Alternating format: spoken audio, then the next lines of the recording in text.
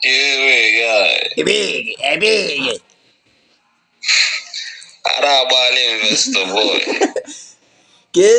Big.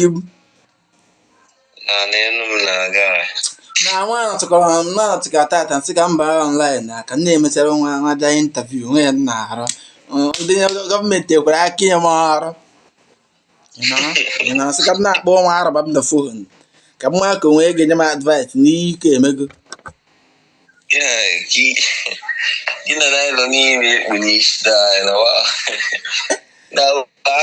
agụ gị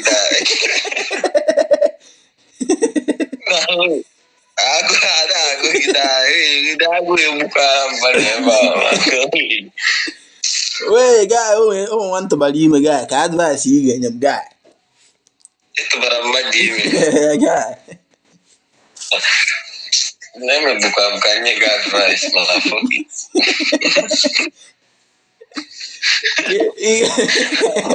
ka ị nwere ihe ga-agwa m Ebig ịchọ ka m gwa gị at least echara m obere advice ndị ijide onwe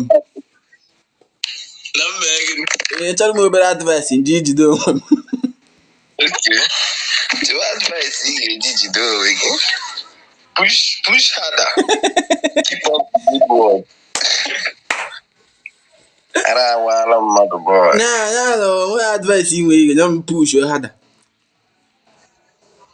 gaa ma m n'ihe adịghị na screen recording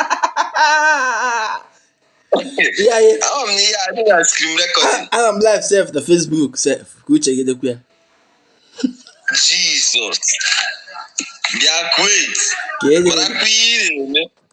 ụmụnwa ma ga-expose na-ebi m ka Ebig no just same advice ị ga-enye m push harder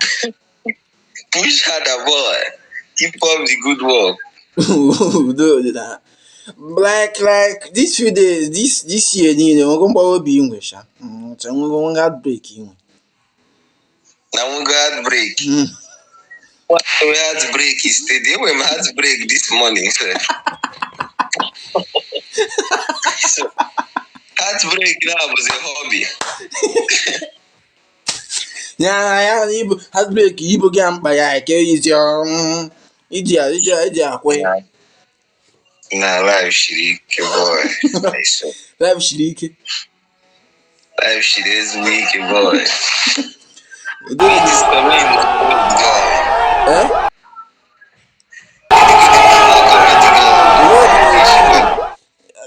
udo dị na anụgụdị m ihe ukwu anụgụ m advice inye m na mana ewekwe n'ime m ga-epost kwa ihe online emechaza akpa m ga-epost